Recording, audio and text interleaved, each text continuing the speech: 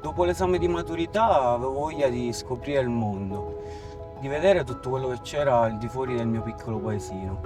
In realtà non ho trovato quello che mi aspettavo, perché pensavo che appunto tutte quelle mancanze derivavano dal posto in cui vivevo. E invece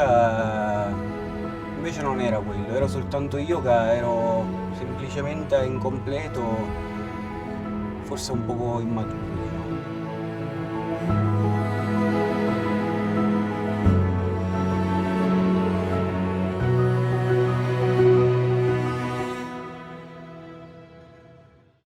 Quando ero piccolo da sempre ho vissuto la vita di campagna, grazie a mio nonno che mi ha insegnato molte cose.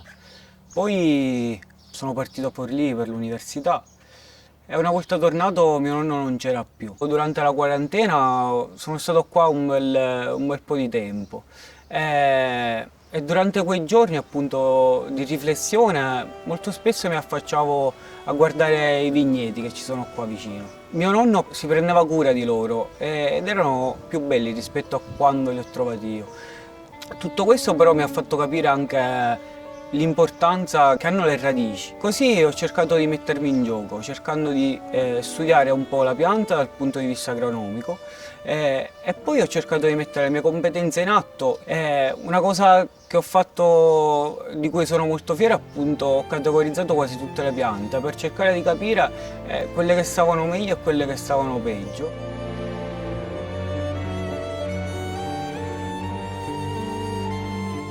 Un grande aiuto me lo dà mio zio. È proprio per questo, diciamo, che combinando la parte un po' più tecnica con la parte di esperienza che lui mi trasmette, cerco di fare il lavoro al meglio e cercare di commettere appunto meno errori possibili.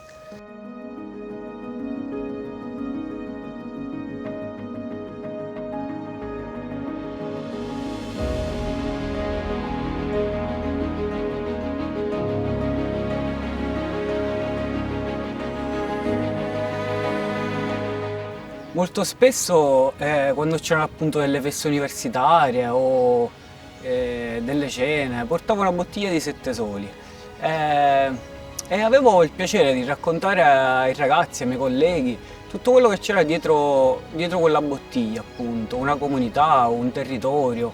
E lì ho iniziato a capire veramente l'importanza che aveva per me quel piccolo paesino da cui volevo scappare.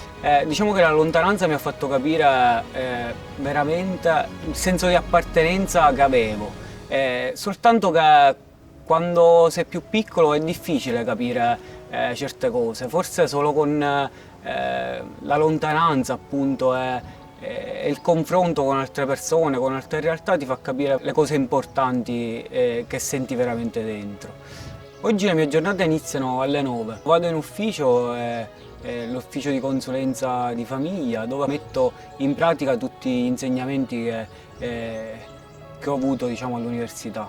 Durante la pausa pranzo scappo in mezzo ai vigneti, faccio i lavori che ci sono da fare in base alla stagione e a quello che richiede, insomma, la pianta. E poi torno in ufficio. Il lavoro più grande però principalmente nei vigneti lo faccio il fine settimana quando appunto riesco ad avere più tempo libero. Diciamo che questi due aspetti della mia vita mi permettono di conciliare un po' i sacrifici che ho fatto durante l'università e quindi tutto quello che ho imparato lo metto in pratica appunto in ufficio. Invece la parte agricola è quella che mi fa stare bene, mi trasmette serenità e finalmente ho trovato il mio equilibrio grazie a questi due aspetti. Da una parte c'è la parte, diciamo, più frenetica, invece poi c'è la parte più poetica, che è quella della natura, dei vigneti, ed è quella che realmente riesce a farmi stare molto bene, mi fa stare molto in pace con me stesso.